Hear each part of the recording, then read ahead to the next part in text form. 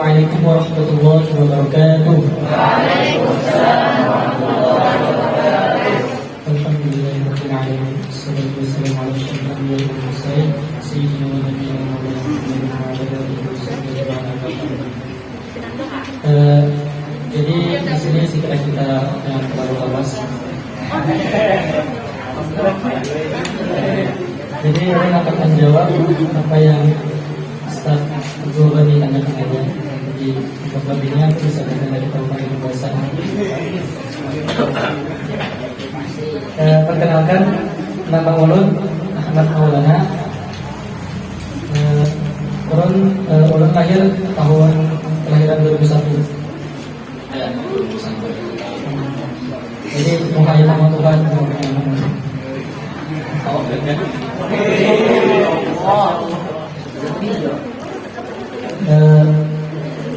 Tempat lahir ulun Awayan. Sebenarnya lahirnya emang di desa Nungka, Balangan ya. Di desa Nungka, di Awayan. Cuma di akta itu Awayan orang Selangis. Jadi ulun anggap Awayan itu lahirnya. Ulun adalah anak daripada ibu ulun yang bernama Siti Susanti. Abah ulun Ustaz Effendi. Beliau orang tua yang sangat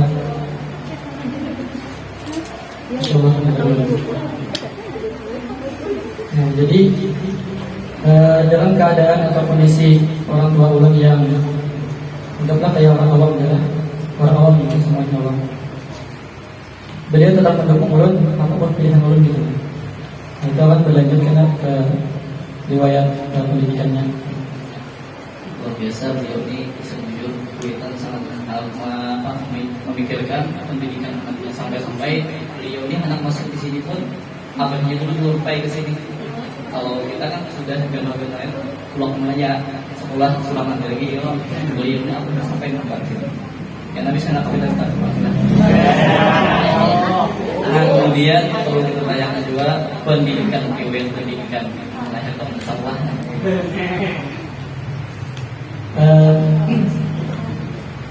Ulun pendidikannya kan pada TK gitu. Jadi kan ada istilah TK atau apa? Ada istilah TK gitu sebelum SD.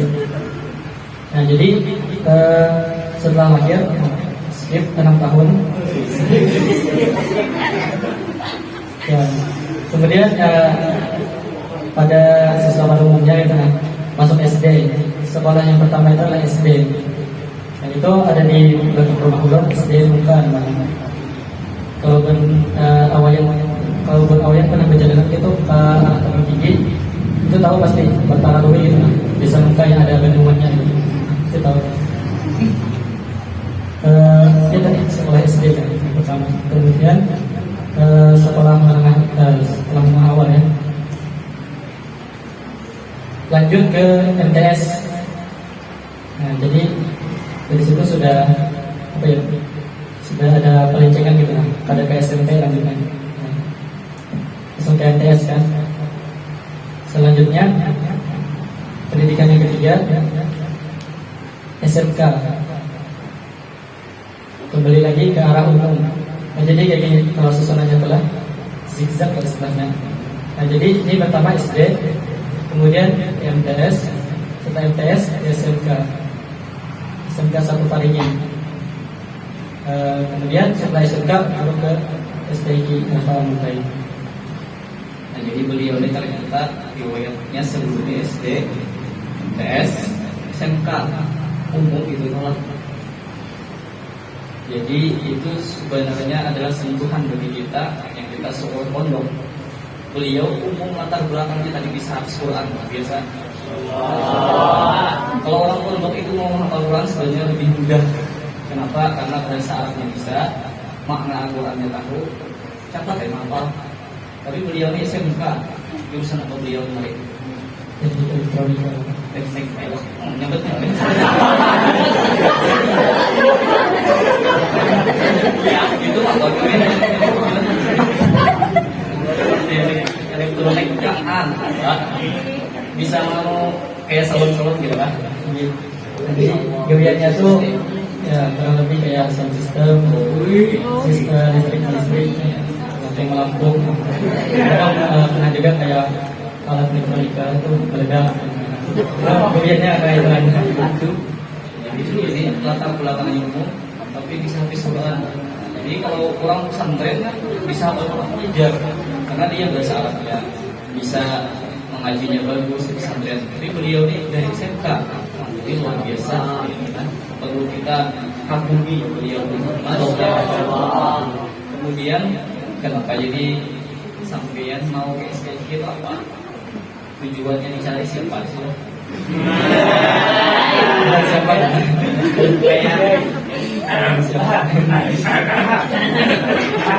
Yang dicari sebelumnya.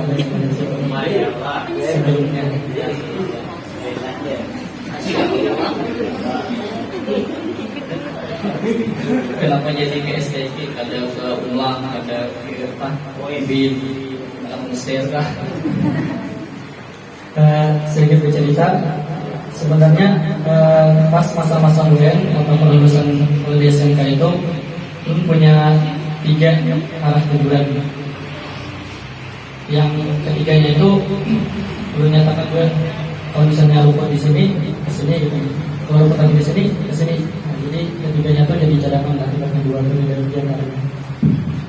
Jadi yang pertama itu kalau memang ada niatan kayak masuk ke ulang semalam. Jadi, karena kan ada kalau masa semalam itu SNMPTN. Nah, pada zaman itu seleksi nasional masuk perguruan tinggi tanpa tes atau menggunakan nilai rapor saja, semester 1 sampai semester 5 atau semester. Nah, jadi kalau misalnya nilai rapor itu sudah mencapai standarnya, maka diterima tanpa tes gitu.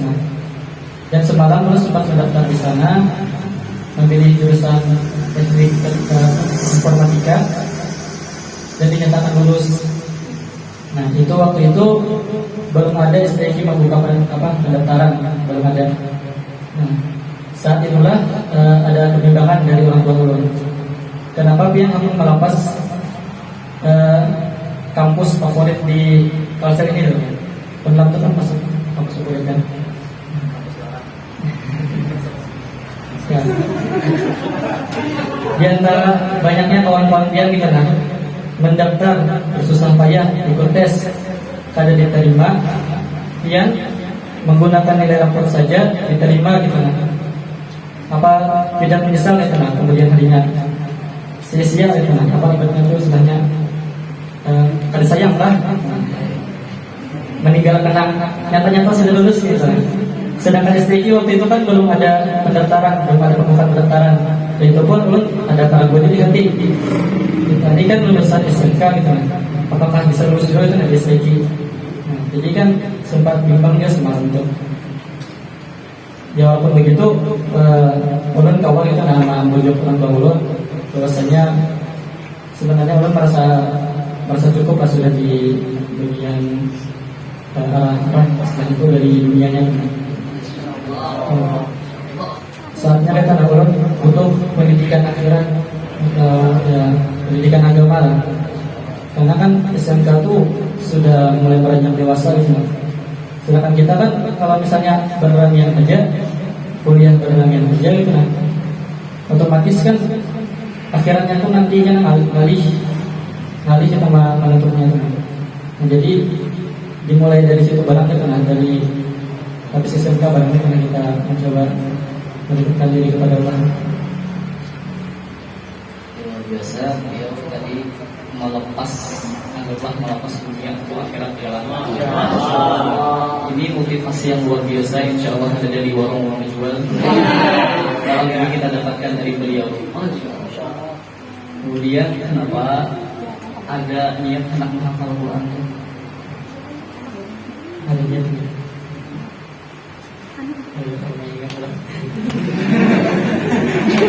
Kenapa itu jadi anak hafal Quran? Oh iya, ulun masih sangat ingat kemarin itu pas waktu Ramadan yang kita hadapi bulan Ramadan, biasanya kan di bulan Ramadan itu habis tarawih itu ada tadarusan di lega di masjid. Nah, datang sajud semalam. Nah, di situ kami itu angkatan kawanan pengajian, dia kan angkut tubik gitu, walaupun karena nyala gitu gitu. Ujar, mic-nya ada dua, salting saja nang mic, karena saltingnya sangat gaya dia. Nah, di situ lu melihat kawan memiliki mushaf. Mushafnya tuh mushaf hafalan ya, khusus gitu sebelum hafal.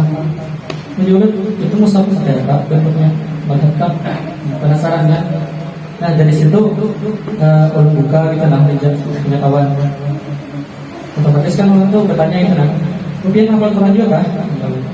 Itu lo bertanya. Sempat semalam tuh ya menghafal Quran di pondok itu lupa pondoknya di Barada itu kawan-kawan pas Ramadan yang di kampung pernah menghafal Quran sekitar 6 halaman gitu. Habis itu ustaznya kada ada lagi ya, jadi kada lagi menghafal. Jadi Qurannya tuh diamalkan di langgar gitu. Nah, dari situ pun besoknya dan seterusnya ulun ketunjuk itu membuka-buka mushaf beliau yang ada di langgar tuh. Nah, yang mushaf yang cetakan apa tuh yang Khalid Production kan, yang ada potongan ayat warna hijau tulisannya, orang ada punya kan? Nah, mushaf itu tuh di belakangnya ada motivasinya, kayak motivasi menghafal Quran, cara menghafal Quran. Dan alhamdulillahnya gitu Allah masih berikan hidayah kepada kita dari bacaan-bacaan tersebut. Ada niatan dalam hati itu oh aku mau menghafal Quran, cuma masih bingung kayak apa mau mulainya, masih bingung guys semalam tuh. Dan boleh buka YouTube. Nah, di YouTube itu menuliskan cara menghafal Al-Quran bagi pemula. Ya kan ragu diri sendiri gitu bisakah kita menghafal Quran kan? Ya, jadi ada video-video tersebut bagi pemula. Nah, kemudian muncul paling atas tuh yang video Ustaz tadi Hidayat menghafal Quran 1 halaman sehari. Udah 30 menit sisakan buat menghafal sehari, sisanya buat murojaah. Nah, dari situ pelajari kayak apa teknis menghafal Quran dan mencoba itu berusaha mencoba untuk menerapkan apa yang beliau ajarkan gitu. Dan alhamdulillah dari situ pun sudah semangat gitu, langsung niat Bismillah kita, insya Allah bisa. Dari situ itu sudah harus yakin. Jadi ringkasnya cara atau metode antum menghafal itu bagaimana? Bisa di-share, bisa dipakai oleh kawan-kawan sekalian. Cara sukses sudah 30 juz. Jadi bagaimana kalian menurut caranya? Apa caranya supaya sukses? Supaya kalian masuk surga sulangan, bawa kawan ke surga.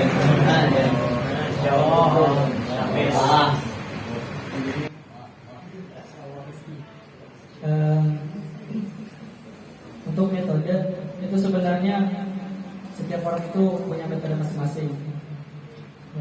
Ya, akan mendapatkan metode itu semasa yang menjalani menghafal itu apa.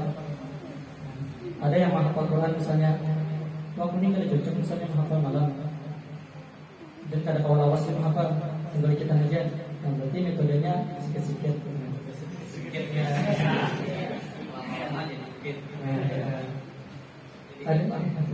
Ada juga yang misalnya waktu ini kada kawal menghafal tuh 2-3 kali sehari, sekali saja.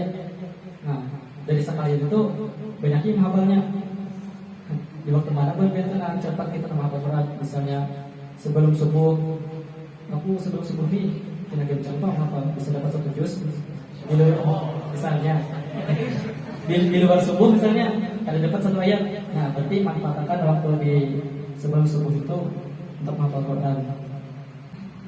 Ya, metode At-Taisir itu menghafal Qurannya 1 halaman sehari. Jadi kan ada banyak-banyak gitu karena kan masih pemula itu 1 halaman sehari gitu tidak usah banyak-banyak. Dan yang orang paling ingat, belum pertama kali menghafal Quran itu dari surah Al-Fatihah sehari kan, ya 1 halaman, 1 sampai 7 halaman sehari. Nah, jadi walaupun sudah hafal kita coba tetap itu di sana. Ya, kita tetap coba dihafalkan di sana dulu, di surah Al-Fatihah dulu. Kemudian kita murojaahnya ala Ustaz Hidayat itu 30 menit untuk menghafal, 30 menit untuk pembacaan. Cuma yang 30 menit untuk pembacaan ini kayak dibagi, karena kan belum tuh masih SMK aja kan, jadi tidak ada waktu khusus buat menghafal berbarengan lagi. Jadi tadi ternyata menghafalnya juga mulai SMK juga harus menghafal. Metode cara menghafalnya tadi 30 menit menghafal, 30 menit bacaan. Teman-teman buka di YouTube Ustaz Adi Hidayat. Metodenya metode Taisir.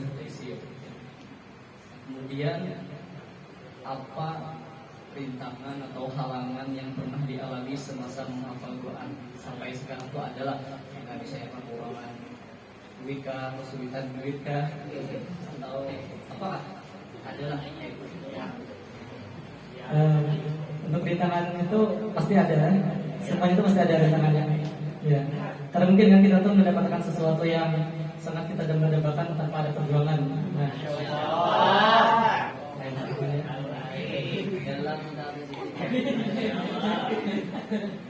Nah, termasuk pun sendiri itu. Nah, dalam menghafal Quran itu, belum kan pertama kali menghafal Quran itu waktu anak lulus SMK. Nah, dari sana yang pertama rintangan yang paling besar itu ialah orang tua. Dan orang tua belum mengizinkan gitu nah buat menghafal Quran. Nah, di sana walaupun kan setiap hari kita bujuk menghafal Quran itu naik ini bagus semua ini menghafal Quran ini. Bermain apa namanya ini. Coba kira bagaimana. Segar penjaga namanya kira akhirnya kan orang tua tuh bodoh gitu nah. Nah, dan di sana sudah bisa teratasi gitu. Nah, Bontian bisa aja itu nah. Bila menemui masalah pasti Bontian tuh akan mencari solusinya. Yaitu tergantung diri yang seorang. Itu masing-masing orang punya cara sendiri untuk mengatasi masalah itu sendiri. Nah, untuk masalah yang lainnya yang termasuk besar ya, yang perlu expose nih. Masalah yang lainnya tuh kemarin itu ada sempat apa ya istilahnya? Tadi kan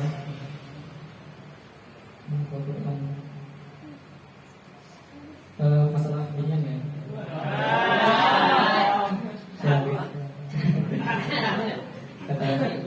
Ya, emang itu emang tantangan lah sebenarnya lah. Monong bagi binian menghafalkan tantangannya lakiannya sama lakiannya biniannya. Ya, kayak itu.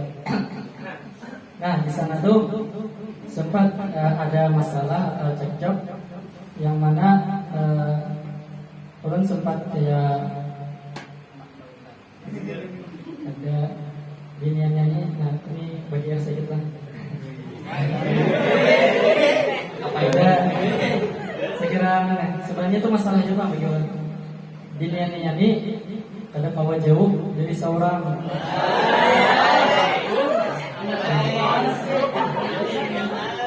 Nah, kayak aku ini.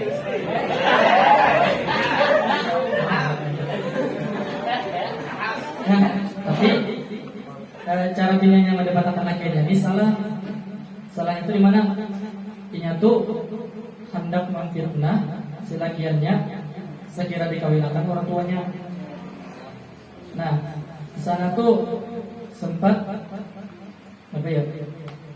Ditakutani aku hamil ya. Gara-gara nikah.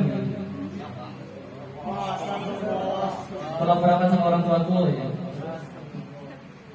Walaupun misalnya kita kan merasa aku pada melakukannya misalnya. Cuma kan namun misalnya punya membawa apa misalnya bawa backingan kan misalnya kita kan takutan juga nih. Bisa kalah ini pandir kan ya. Nah, walaupun itu cuma gertakan mas sebenarnya, cuma rasa takutan juga gitu nah. Sempat down sekitar 3 bulan kan gitu. Ya, 3 bulan ada menghafal Quran di Murojaah itu yang apa ada. Sempat 3 bulan karena menghafal Quran itu sudah masuk STG bang. 3 bulan tuh karena menghafal Quran terpuruk istilahnya. Ya. Ya. Cuma hadirnya Allah Subhanahu Wa Taala itu kan Allah itu kadang mungkin membebani kita melebihi batas kemampuan kita. Ya, kalau nah, jadi Allah datangkan lagi seseorang untuk mendamaikan hati kita ya.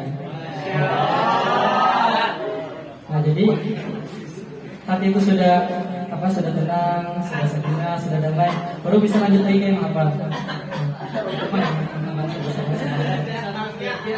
Jadi masalah tantangan bimbingan itu wajar lelaki anak masalah lagi anak lelaki.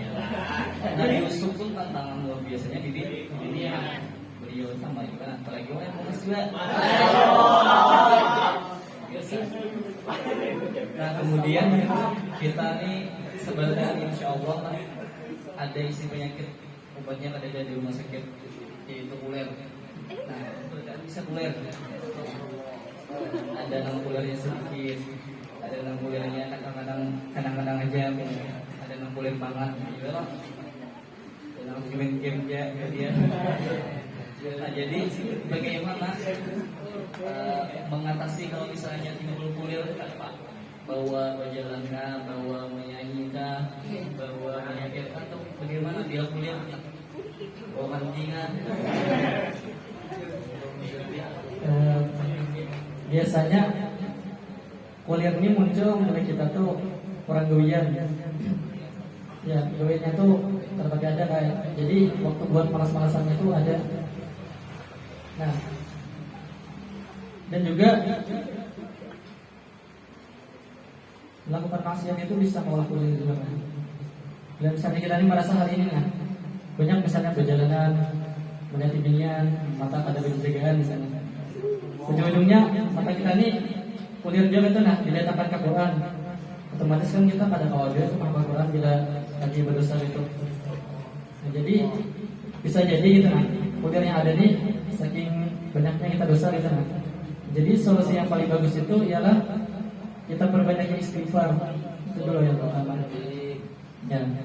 Untuk membersihkan hati kan istighfar astagfirullahaladzim. Ya, sambil mengingat gitu nah kesalahan apa yang kita perbuat hari ini gitu nah. Sehingga kita tuh kulir buka Qurannya kulir gitu nah. Kalau baca Qurannya kulir. Membuka Quran jangan kan menghafal. Ya tadi membuka aja kulir gitu nah. Malas kayak merasa tadi ada sertnya gitu Al-Quran. Tadi kan yang pertama istighfar. Selanjutnya cari motivasi. Motivasi itu bisa didapat dari kawan-kawan, bergembira misalnya, atau dari YouTube misalnya, cara mengatasi berat-berat.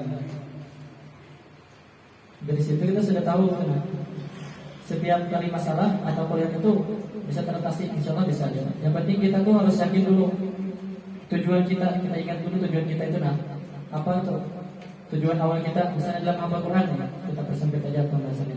Misalnya dalam hafal Quran kita tuh kuliah menghafal Quran pasti ada yang salah dalam diri kita gitu nih. Entah itu kita telah berbuat dosa, tadi istighfar, ataupun kita misalnya kurang motivasi sebenarnya. Waktu ini menghafal Quran sebenarnya kan? Ada penting Quran tuh. Harus lagi dihafal. Nah, itu memicu kekuliran itu di situ. Jadi bisa jadi gitu nah, kurangnya motivasi dari diri kita. Jadi solusi yang selanjutnya yaitu cari motivasi, inspirasi, melihat yang hafiz Quran, baca Quran, melihat orang yang buta, menghafal Quran. Nah, dari situ kita pasti bisa lihat nah, orang aja kalau itu nama menghafal Quran, masa aku malas-malasan kayak ini. Insya Allah ada dorongan diri di kita gitu kan, kalau kita masih menjadi orang baik, insya Allah ada. Terakhir apa pesan untuk adik-adik sekalian, kawan-kawan sekalian, nasihatlah singkat saja. Jangan adik-adik kawan kita gitu. Kalau adikku lain misalnya lagi nak, kita salah paham.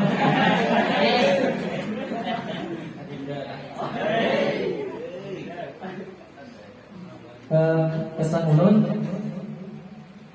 dalam hafal Quran itu buat kalian jangan menargetkan, maksudnya jangan terpatok ke angka 30 juz. Artinya kayak ini, buat kalian hafal Quran niat khatam 30 juz saja sudah cukup gitu nah. Karena kan tujuan Al-Quran diturunkan ke dunia ini ada untuk dihafalkan 30 juz. Ada itu. Tapi kan tujuan Al-Quran diturunkan ke dunia ini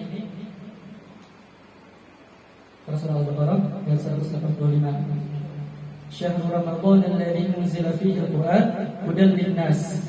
Petunjuk bagi manusia. Nah, wa bayyinatin minal huda wal furqan. Nah, yang pertama kita terbalik di bagian hudan lin-nas, petunjuk bagi manusia. Jadi Al-Qur'an itu petunjuk yang mana kita tuh membaca, kita amalkan isinya, kita terapkan dalam kehidupan sehari-hari gitu. Nah, jadi fungsi Al-Quran itu sebenarnya itu aja.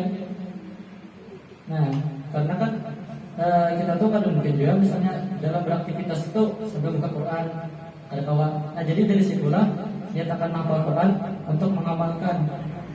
Jangan niat menghafal Quran untuk dipanggil hafiz, untuk menggelar SQ misalnya. Ya, gelar digasnya SQ. Nah, jangan kayak itu. Derajat kita tuh sudah tinggi di hadapan Allah Subhanahu wa taala karena di akhirat itu. Artinya apa kan kemuliaan dunia itu ya? Di akhirat kan ada jadi. Nah, jadi jangan terpatok di 30 juz kalau dari niat hatinya. Tapi kalau dari usahanya targetkan aja. Targetkan untuk hafal 30 juz, ada tanggung-tanggung. Artinya setelah kita menghafal 30 juz, kita amalkan juga isinya gitu nah, jangan cukup dari 30 juz saja. Jadi pesannya saya kan saya nyari. Oh ya, ada sedikit dalam menghafal Quran, pasang niat baik-baik. Ikhlas karena Allah Ta'ala. Menghafal jangan karena yang lain. Ya kayak tadi, jangan karena gelar, jangan karena ingin dipanggil hafiz. Pemantak dipanggil hafiz saja sudah ada kalau yang bakaran hafiz. Nah, ini hafiz. Asal ada hafiz nih, Ustaz hafiz. Beliau kan kalau lagi ini menargetkan apa nanti hafiz sang, dia sudah hafiz. Apalagi itu ya, yang pertama ikhlas karena mengharap dia dapat ridha Allah Subhanahu wa taala. Bentuk ikhlas tersebut bisa berturun dalam mencapai mendapatkan kemuliaan nanti di surga, memberikan rahmat kepada kedua orang tua. Itu termasuk ikhlas karena Allah Taala juga. Yang kedua, singkat saja, bersungguh-sungguh dalam menghafal Quran. Jangan kulir-kulir tadi, bersungguh-sungguh. Mau misalnya buat yang kulir, Allah anak mengasih gitu nah. Buat aja kuliah udah. Kalau usah dikasih gitu baik ya. Istilahnya itu kan manusia aja manusia kayak itu, apalagi Allah itu nah. Kemudian yang ketiga, sabar. Sabar ini perlu juga. Karena sabar ini kan senjata yang paling ampuh gitu nah. Bila kita merasa hafalanku pada pohon menambah, disitulah sabar tuh muncul gitu. Oh mungkin Allah tuh ingin menambahkan pahalaku lagi, jadi Allah akan tambahkan dulu ayat berikutnya. Saya kira aku kalau mau ulang ayat ini terus bersabar kita dalam menghafal. Yang terakhir, yakin. Karena kan Allah sudah berfirman tuh dalam Quran surah Al-Qamar 4 kali silakan. Nah ya, sejak kita mulai ayatnya masih juga diam aja.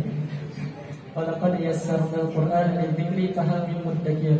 4 kali ya di Quran surah Al-Qamar dan surah 54. Di sana sudah dikatakan yang benar. Sungguh Al-Quran itu mudah, semudah-mudahnya untuk diingat, untuk dihafal. Maka apakah ada yang berpihak menghafalkannya atau mengingatnya?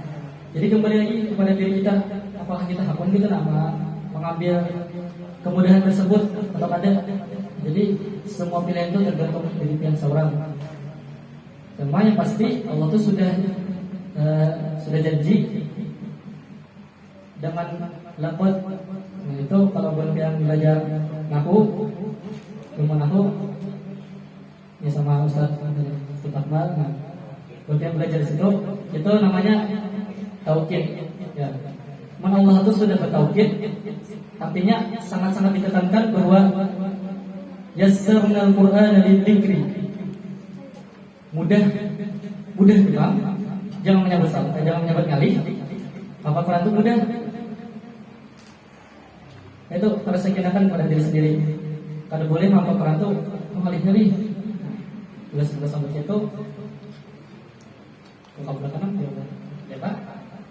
Artinya jangan sampai kita tuh mengeluarkan kata-kata yang melawan perkataan Allah itu.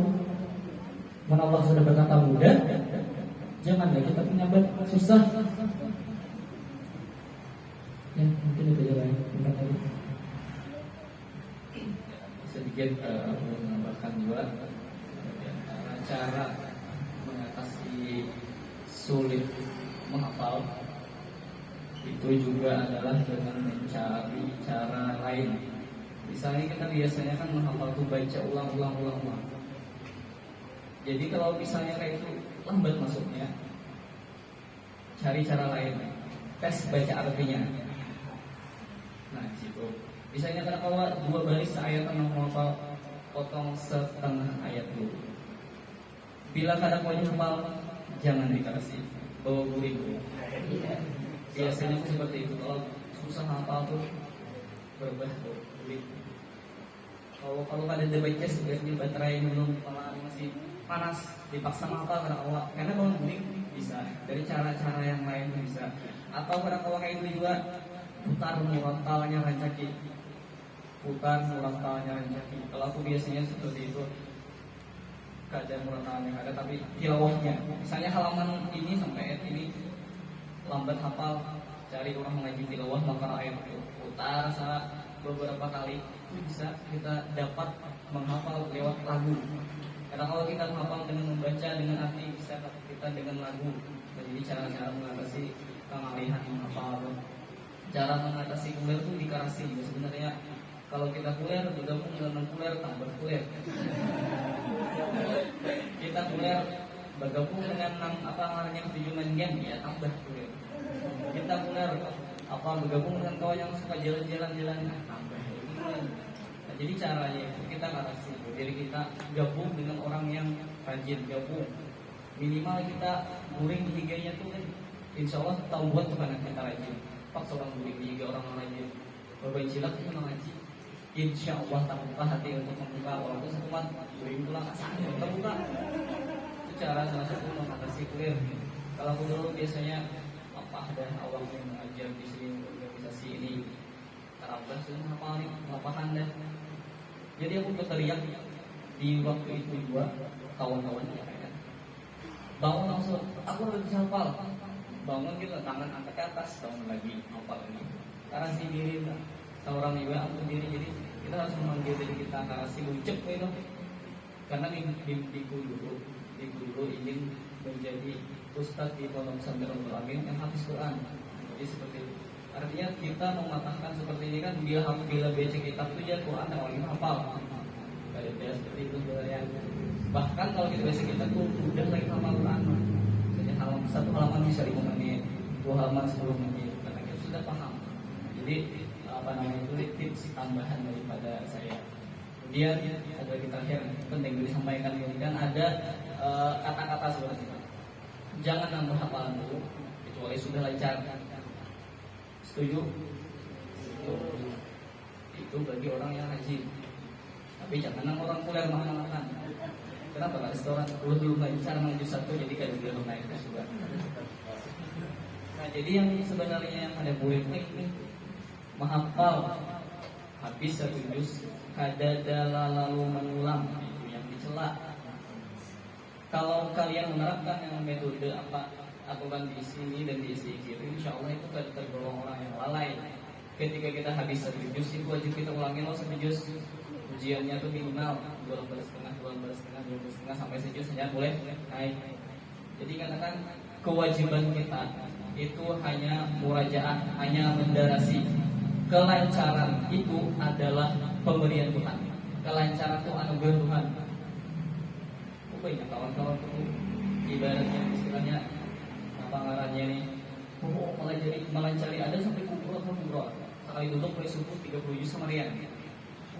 Murajaahnya itu mulai subuh duduk kemarajaahnya apanya jam 6 kemarian 30 juz murajaahnya. Lancar aja waktu itu. Tes tinggi. Abu Bakar 4 kali ditanyai, Abu Bakar semuanya. Abu Bakar itu artinya bisa nyambung. Padahal sudah seperti itu mengulangnya. Jadi kewajiban kita itu adalah hanya murajaah. Lancar tuh pemberian Tuhan. Ya, ada orang apa namanya karena di murajaah, tapi lancar, nambah bagus murajaahnya intinya. Kalau lancarnya itu pemberian Tuhan. Jadi jangan jadi alasan bila lancar karena nambah. Insya Allah kalian sudah menerapkan metode itu, istiq itu, insya Allah anu aja lancar aja. Lancar itu kan mesti kita menguasai kayak Isra Hidayat kan itu lain kamalanya kita. Ayat saya ini, halaman sini, bawah sini. Kita kan awal itu. Yang penting kita murajaah ya, dan murajaah yang tercela itu nambah hafalan tanpa murajaah. Nah seperti itulah saja yang dapat saya sampaikan. Insya Allah ini pembelajaran kedua dari ini.